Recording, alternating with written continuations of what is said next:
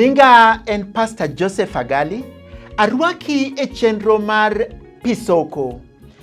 Pisoko en kama inyalo yude puonj mawuok e muma, kendo inyalo yude tiegruok kawuok e muma, kendo an jawer ibro yudo wende mawuok e muma kamori ei muma. Mora gi muma, puonja muma, kendo tiega gi muma. Arwako. Karombo marwadha noloro aipoto Kademowa katung polo ywa. Kawuono adwaro nwa puonjre wach kuom Nyasaye maloko gik moko bedo manyien. Sana e kinde mwadonjo e gik manyien. Wadwaro somo makowuok Luka 13:6 nyaka 9. En kama ing'eyo maler moma wacho ni eka Yesu nowacho ni gi ngero niya, ng'ato moro ne nigi yadh ng'owo e puothe mar msabibu. Chieng' moro manene odhi rango kar oyud olemo kuome, ne ok oyudo. Eka nowacho ni jalos puodho no niya, koro kuom higni 3 gi asebedo kabiro ka mondo ayudie olemo kuom ng'owoni, to ok aseyudo. Omiyo tong'e oko. Ere gimomiyo onego oketh lowo kayiem? Ere gimomiyo onego oketh lowo kayiem? Omiyo tong'e oko. Ere gimomiyo onego oketh lowo kayiem? To jalos puodho nodwoke niya, jaduong', yie iweye higani bende. Abiro doye mi aket nowuoyo. Kamano ka onyago olemo e higa mabironi, to mano ber. To ka ok onyago, to koro eka anatong'e oko. Adwaro wuoyo kuom Nyasaye ma jang'wono, Nyasaye moritowa, kendo Nyasaye mamiyowa higni mang'eny. Kendo osemiyi higni adi? Seche moko in gi higni 89, seche moko in gi higni 27, seche moko in gi higni 18, seche moko in gi higni 54. Nyasaye gwedhowaga kod higni, kendo gwedhowa kod higni mang'eny, nikech Nyasach higni. Nyasaye mamiyo dhano higni. Muma wacho ni wadak e pinyni ka wachopo higni 70, mano koro wani extra time. Nikech Nyasaye, Nyasach higni. Nyasaye mamiyo wa higni. Nyasaye higni, kendo okwano higni. Yadh ng'owo nene opidh e puodho mana kaka Nyasaye bende opidhowa e pinyni. Nyasaye ema oketowa e pinyni. Gimoro amora mitimo, kamoro amora ma intie, know that it is the will of God and the purpose of God for you to be where you are. Mondo ing'e ni Nyasaye oketi kanyo, Nyasaye oketi e familiano, Nyasaye oketa e familiano, Nyasaye oketa e pinyni, Nyasaye oketa kama dak e Nyanza ka, Nyasaye oketa kama dak e Nairobi, Nyasaye oketa kamoro amora ma intie ma Nyasaye oketie. Nyasaye ema opidhi kanyo. Nikech neno ng'eyo gi ngero mowachono, neno ng'eyo ni ng'owo opidh e puodho, nikech Nyasaye ema pidhowa kuonde ma wantie. Mane momiyo dwabed jomoko kawo dabedo ja-Amerika, dabedo ja-Russia, dabedo mzungu, dabedo ja-Hindi. Nyasaye emong'eyo. En ema nomiyo ibedo jarateng', en emomiyo ibedo kaka in, en emomiyo intie kama intie.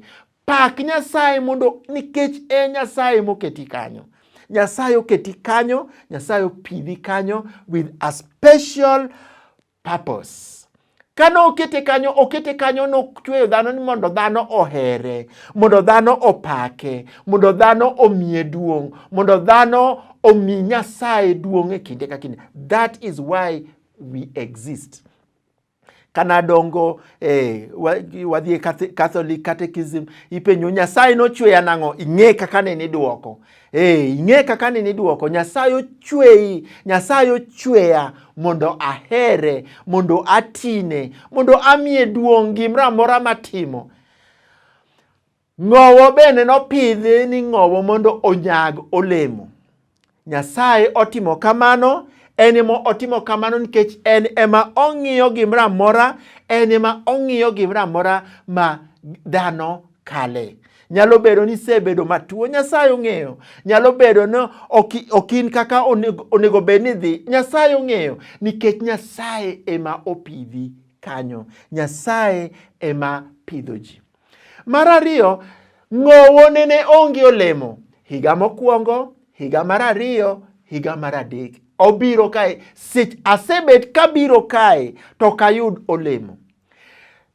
We are created to make interest and to make profit where we are. Nyasaye omiyowa everything. Ok ngima by accident. An ok angima by accident. Okinyi gokinyi kachiew tang'eyo ni nyaka anyag olemo.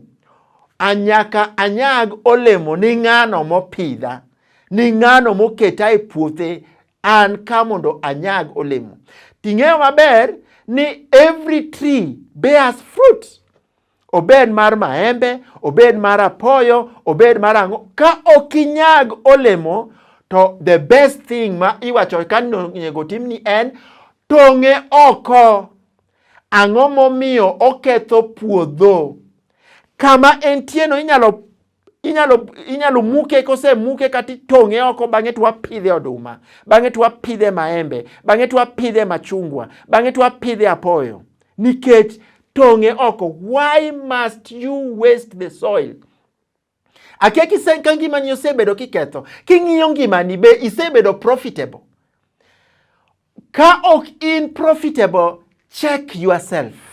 Nikech gima Nyasaye nyalo timo, the most reasonable thing, the most simple thing, the best thing ma Nyasaye nyalo timo en tong'o oko olemo mopidho nyago olemo to ok nyago olemo. Ng'owo nene nyago olemo, wuon puodho nene obiro mowacho ni ng'ano manene rito ng'owo pudhe oko nikech ang'o momiyo oketho olemo. Ng'iri ang'e kose kong'o ketho ngimani.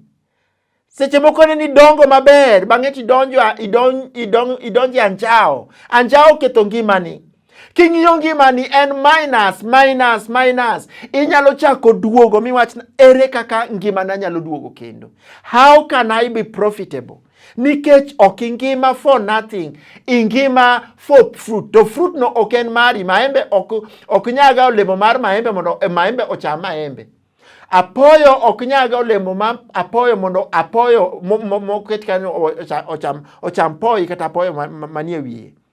Apoyo konyak olemo ginyago ni piny mangima, onyago ni winy, onyago ni dhano, onyago ni ng'ata nikech oseyudo gimodwaro. Mago koro gin profit moyudo manyaka o create kodo gimiluongo ni fruit. Every tree nyaka bear fruit. Kitimo ohala, ohandi nyaka nyuol, nyaka bed gi profit. Koko bed gi profit we, nikech why must you waste your time? Kose in tich mitiyo en iolo pi e ndo motuch. Ni in busy olo pi e ndo motuch. Mago gin tije ma Nyasaye ok dwar, mago gin tije ma ok onego bed ni tiyo. Nikech you are born to make profit. To mano wayudo ni yadh ng'owo ni nowachne the best thing minyalo timo ni yadh ng'owo en muke oko, nikech why must it waste the soil? Iketo puodho kama opidhie. Be ka ng'ato biro ngimani nyalo yudo ni aponi olemo kae, rayudi olemo kae. Olemo ma hera inyalo yud, olemo mar kwe inyalo yud, olemo mar ber inyalo yud, olemo mar kony inyalo yud. Ere olemo minyalo nyago ni Jehova Nyasaye? Ere olemo minyago mari iwuon? Ere olemo minyago ni jogo machiegni kodi mondo ginyalo idho kata ginyalo diro kidi kata ginyalo magipon magicham nwacham olemo? Because fruits are extras of the tree. Mano nyiso ni the tree oseyudo everything modwaro to grow and to sustain itself. Koro fruit mogologo gin gik momiyo ji. Gin gik momiyo ji, gin blessing momiyo winy, gin blessing momiyo le, gin blessing momiyo dhano. In ang'o mi igwedhogo jokoru? En ang'o mi igwedhogo chuori? En ang'o mi igwedhogo chiegi, en ang'o migwedhogo nyithindi, en ang'o ma ji nyalo wacho ni mae to e gima wayudo kuom ng'ani. To ken kamano, the best thing muma wacho tong'e oko. That is the best thing you can do to a tree that is not bearing fruit. Nikech onego bedni wanyago lemo. Bang'e Nyasach ng'uono, kata obedo ni nyalo condemn yourself miwach na anto kasebedo kanyak kaka onego bed nanyak.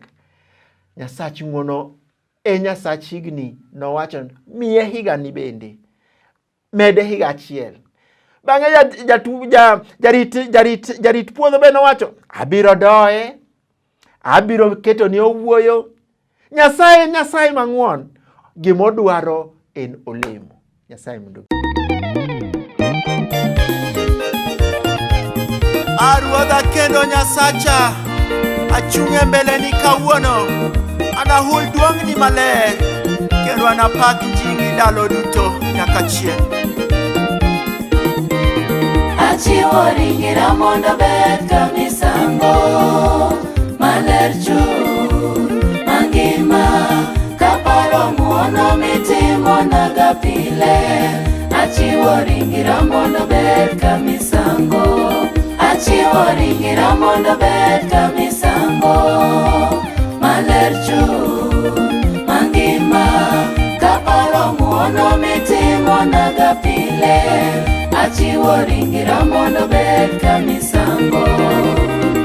Abiro goyo ni erokamano odiechieng', kendo anapaki ndalo duto mochwere. Ruoth Nyasaye duong', imiyo apaki nyaka chieng', adier duong'ni odhiero ji ng'eyo. Ruoth Nyasaye duong', omiyo nyaka apaki ahinya, adier duong'ni odhiero ji ng'eyo. Gima isetimo tienge gi tienge nopaki, ka gihulo timbeni madongo. Ji nowuok kuom timbeni malich, an bende anahul duong'ni maler. Giniol gik moko duto mabeyo misetimo, kendo ginipaki kuom timni makare, ka giwer mamor. Anasedagi timbe makelo wichkuot, mamono maonge ngima, naloko paro na kendo nayudo ngima. Anasedagi timbe makelo wichkuot, anasedagi timbe makelo wichkuot, mamono maonge ngima, naloko paro na kendo nayudo ngima. Anasedagi timbe makelo wichkuot.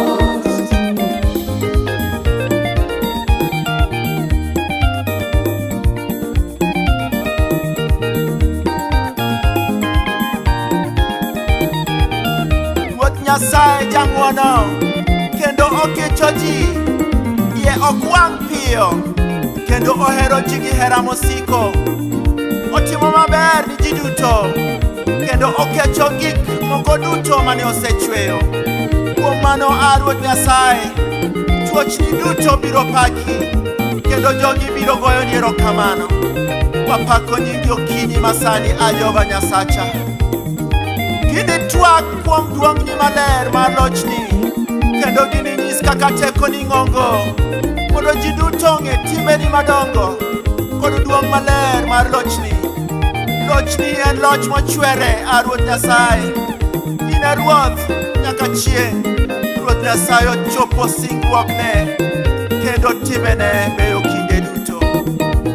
Asika manyo gima Nyasacha dwaro, malong'o mawuoro yego, amanya diera kalemo kakwayo. Asika manyo gima Nyasacha dwaro, asika manyo gima Nyasacha dwaro, malong'o mawuoro yego, amanya diera kalemo kakwayo. Asika manyo gima Nyasacha dwaro, asika manyo gima Nyasacha dwaro, malong'o mawuoro yego, amanya diera kalemo kakwayo. Asika manyo gima Nyasacha dwaro, asika manyo